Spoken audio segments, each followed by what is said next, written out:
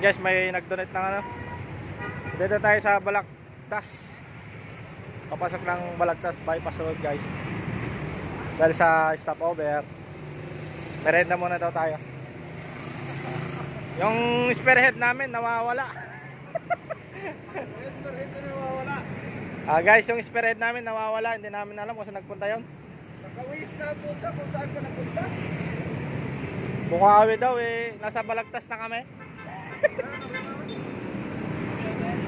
Ayan guys, mga tropang Loksin. Ayan. Ang ating Tisoy. Ako Guste, asan na yung Guste?